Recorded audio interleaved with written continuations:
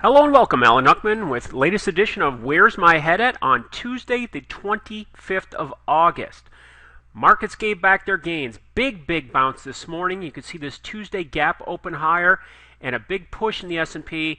Gave it up later on in the session. The last hour of trade pushed back down to those lows, those gap open lows from Monday. So now we'll look to see what that support holds at. But gave up all of those gains, actually negative 1%. Not catastrophic, but it's psychologically painful to go from positive 3.5% to negative 1%, in the last hour or so of trade. On the positive side for the bulls, you could see the VIX, even though the market made new lows, or it came down and closed negative, the VIX was actually negative as well. The VIX 36 still a long ways away from yesterday's intraday high. Most of the day it had been trading below 30, so you could view that as maybe a positive. Something that has my attention are the banking stocks. Let's look at XLF, the banking ETF. A couple of different signals here. If you look at individual stocks, they were seemingly somewhat positive, but if you look at XLF, you could see the option action was on the put side. But let's get into it a little bit further. Let's look at the overall chart in XLF, trading between, roughly 23 and 25 here for most of the year. And now it's broken down below 23, so that projects to move down to 21. Obviously, we've exceeded that with yesterday's flush out, but we've come back up one more time.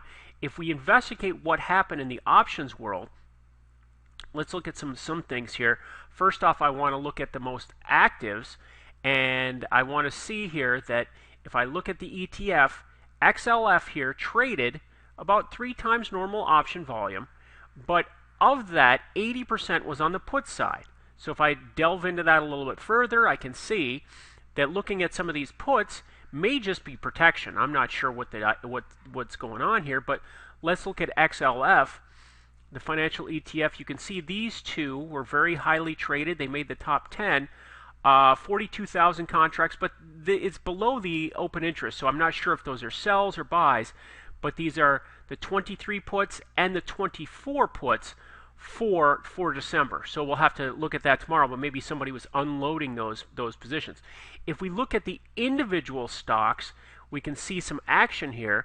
If you go into the most actives, let's look at the individual stocks. You're going to see interesting differential here. You're seeing Bank of America trade 1.5 times normal option volume, but 60% on the call side.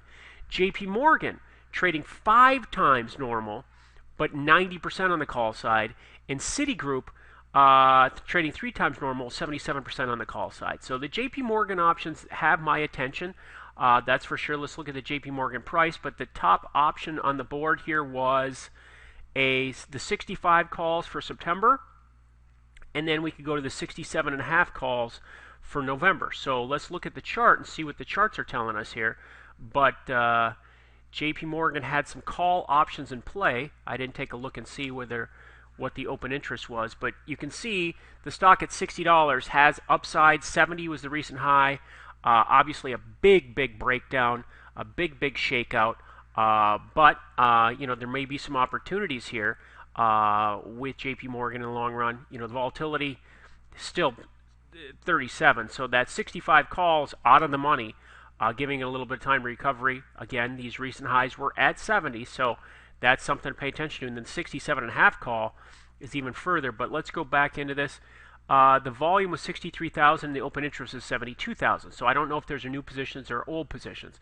Just like this, the 67.5 calls traded 49,000 against open interest of 2,300. So are those people buying or selling calls? I don't know. I don't know whether it was at the bid or the ask. But it's interesting to see that in these individual stocks, that the call action is there, whereas on the XLF, the sector, the financial sector exchange traded fund, it's more on the put side. So something to keep an eye on for the next couple of days, but the markets gave back their gains, and we'll have to see what tomorrow brings us. That's it. Talk to you tomorrow.